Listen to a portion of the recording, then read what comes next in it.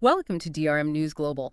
Today, we're looking at a recent Saturday Night Live, the one hosted by Jon Hamm. It was his fourth time, but the first since way back in 2010. That's right. A long time. And you shared some interesting articles about it. What really stands out is this sort of tension. Everyone agrees Hamm was great, apparently very funny, very comfortable. Yeah, solid performance by all accounts. But then the episode itself, well, one review called it diffuse, kind of scattered. Diffuse.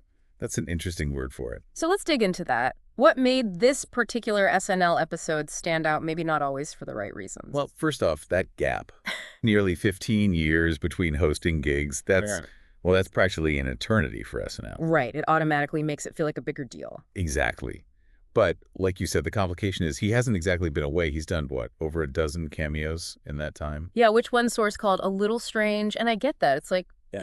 Is he back or did he never really leave? It blurs the lines, you know. Is it a major comeback event or just another Ham pop-in? But this time he stays for the whole show. For people who maybe don't follow SNL super closely, Studio 8H is the famous studio where they do the show live. And Hamm himself said he felt right at home doing this one. Right, because of all those cameos.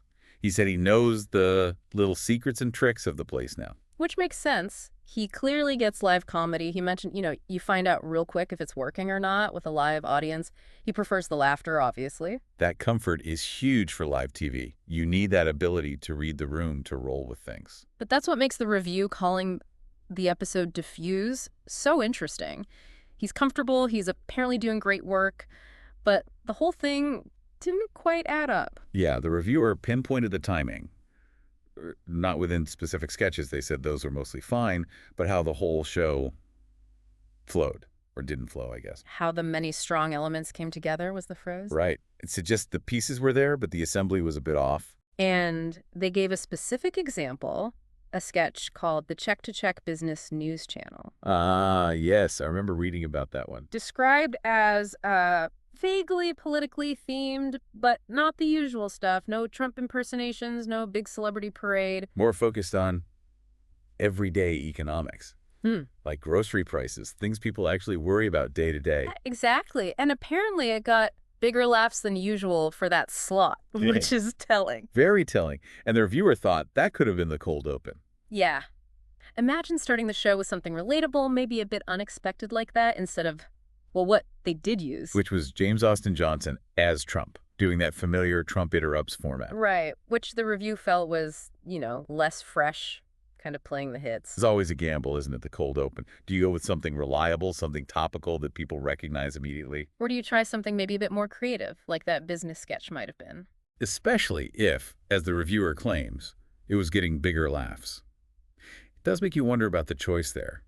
Familiarity versus freshness. Then you had Weekend Update. Sounds like it was busy. Lots going on there. The review said it was full of funny situation jokes, maybe not super tied to the week's biggest headlines. And guest spots, too. Bowen Yang back as Chen Biao talking tariffs. Sarah Sherman teasing Jost, which is becoming a regular thing. And a stand-up bit from Emil Joachim. So yeah, packed. And the argument from the reviewer was that this sort of jumble of material across the whole show, plus cameos that felt, quote, distracting and weirdly unceremonious. It all ended up taking the focus off Hamm. Yeah, that seemed to be the point. His strong work got kind of lost in the shuffle. Too many things pulling in different directions, maybe. It sounds like the episode didn't have a clear center, perhaps. Was it Hamm's big return, or just another week with lots of bits and pieces? The reviewer had that interesting thought. Maybe it would have felt better if it wasn't his first time back in so long. Like if this was his 6th or 7th time hosting overall. Less pressure, less expectation, maybe. Just let him settle in without the comeback narrative hanging over it. Possibly. Maybe the focus on the return inadvertently set up an expectation the episode couldn't quite deliver on structurally. Let's talk about Hamm's actual performance more, though, because the reviews seemed really positive about him. Definitely. Described as loose and funny, and performing in a just one of the cast way. Oh, interesting. Like he blended in well. They even compared him to Beck Bennett. Yeah, who was known for being this great utility player, really versatile. That's high praise for Hamm's comedic chops. And his monologue apparently addressed the elephant in the room. The weirdness of the long gap in all the cameos. Yeah. Yeah, efficiently outlined that, the review said. So they acknowledged it up front, which Yeah, is usually a good sign. it can be. Get it out of the way. But maybe acknowledging it wasn't quite enough to make the whole episode feel cohesive later on. Hmm. And the reviewer also had a take on Hamm's specific strengths, suggesting he's best as a utility player who can settle in and exploit his own gravitas. Right. Using that serious, handsome persona for comedic effect. Think Don Draper in a silly situation. And the feeling was the episode had moments of that, but maybe not enough. Or sometimes it felt like an afterthought. Which points to the writing, maybe? Did the sketches fully play to his strengths, or was he sometimes just plugging into pre-existing ideas? It's always a challenge matching the host of the material perfectly.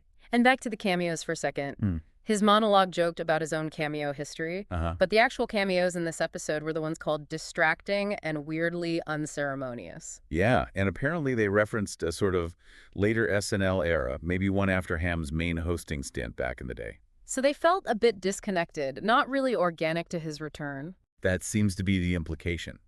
Cameos can be great, but they need to feel earned, right? Not just dropped in randomly. We should also mention Lizzo was the musical guest, always brings great energy. Absolutely. A strong booking. And this was all happening around the time Hamm's new show, Your Friends and Neighbors, premiered on Apple TV Plus Summer. Right. The one where he plays a fired hedge fund guy who turns to burglary. He called it a good-looking show and pretty unique, which, is standard promotion when you host SNL. Of course. It's part of the deal. Use that massive platform. But ideally, it doesn't overshadow the comedy itself. Looking back, Hamm does have a real history there. Hosted 3 times during the Mad Men era. Or the Armisen administration, as the review playfully put it. Yeah. Referring to Fred Armisen's time. And that period led to connections with Lorne Michaels, Tina Fey. Which got him the 30 Rock gig, roles in movies like Bridesmaids. He became part of that whole comedy ecosystem. So he's definitely family in SNL terms. Yeah. Which probably explains why he felt so at home returning. It wasn't like walking into a totally cold environment. There's history there. He even reflected on it himself, saying something like, I'm 54 years old and the show's 50, so I guess we grew up together. That's a nice line. Gives you a sense of that long-term connection, both personally and culturally. And he mentioned being at the SNL 50th anniversary show in the audience with people like Alec Baldwin, Peyton Manning, Keith Richards, Jack Nicholson. Wow. Just listing those names shows what an institution SNL is. So for Hamm, hosting again is probably more than just a job. It's tapping back into something significant. Okay, so wrapping this up. Based on the articles you shared, it seems like Jon Hamm's return was, well, complicated. His performance, thumbs up apparently. Loose, funny, comfortable. By all accounts, yeah. He delivered. But the episode itself, maybe not so much. The structure, the flow, described as diffuse, disjointed. Promising bits like that news sketch, maybe, but they didn't quite hang together. Right. The sum wasn't quite equal to its parts, perhaps, even with a strong host at the center. It really makes you think about the mechanics of putting SNL together every week. That live element, the pressure. It's such a balancing act. Trying new things versus relying on the familiar, showcasing the host while serving the ensemble, making all the pieces fit in just 90 minutes.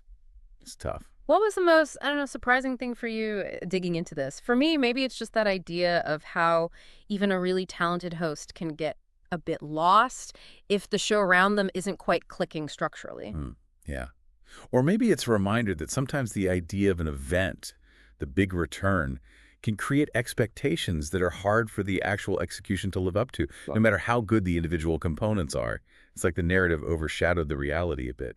Makes you think about how we perceive these shows, doesn't it?